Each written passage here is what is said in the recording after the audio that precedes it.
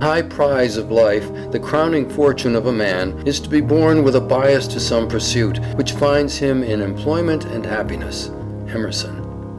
The art of putting the right man in the right place is perhaps the first in the science of government, but the art of finding a satisfactory position for the discontented is the most difficult.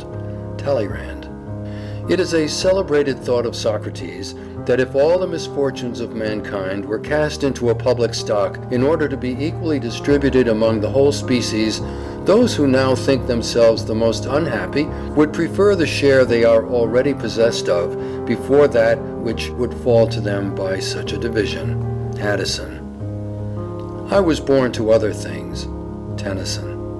How many a rustic Milton has passed by, stifling the speechless longings of his heart in unremitting drudgery and care. How many a vulgar Cato has compelled his energies, no longer tameless then, to mold a pen or fabricate a nail. Shelley. But I'm good for something, pleaded a young man whom a merchant was about to discharge for his bluntness. You are good for nothing as a salesman, said his employer. I am sure I can be useful, said the youth. How? Tell me how. I don't know, sir, I don't know. Nor do I, said the merchant, laughing at the earnestness of his clerk. Only don't put me away, sir, don't put me away. Try me at something besides selling. I cannot sell, I know I cannot sell. I know that too, said the principal. That is what's wrong. But I can make myself useful somehow, persisted the young man. I know I can. He was placed in the counting house, where his aptitude for figures soon showed itself, and in a few years he became not only chief cashier in the large store, but an eminent accountant. Out of an art, says Bulwer, a man may be so trivial you would mistake him for an imbecile, at best a grown infant. Put him into his art, and how high he soars above you.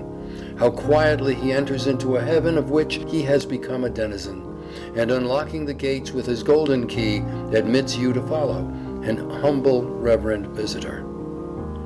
A man out of place is like a fish out of water. Its fins mean nothing, they are only a hindrance. The fish can do nothing but flounder out of its element, but as soon as the fins feel the water, they mean something.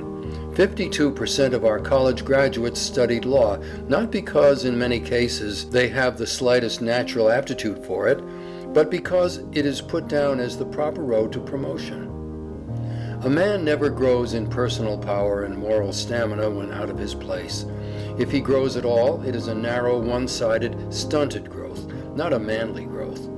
Nature abhors the slightest perversion of natural aptitude or deviation from the sealed orders which accompany every soul into this world. A man out of place is not half a man. He feels unmanned, unsexed. He cannot respect himself, hence he cannot be respected.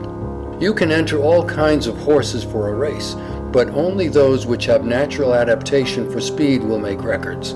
The others will only make themselves ridiculous by their lumbering, unnatural exertions to win. How many truck and family horse lawyers make themselves ridiculous by trying to speed on the law track, where courts and juries only laugh at them?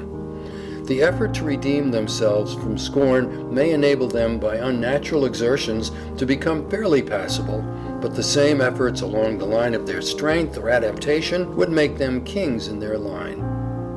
Jonathan, said Mr. Chase, when his son told of having nearly fitted himself for college, "Thou shalt go down to the machine shop on Monday morning." It was many years before Jonathan escaped from the shop to work his way up to the position of a man of great influence as a United States Senator from Rhode Island. Galileo was sent to the university at Pisa at 17 with the strict injunction not to neglect medical subjects for the alluring study of philosophy or literature. But when he was 18, he discovered the great principle of the pendulum by a lamp left swinging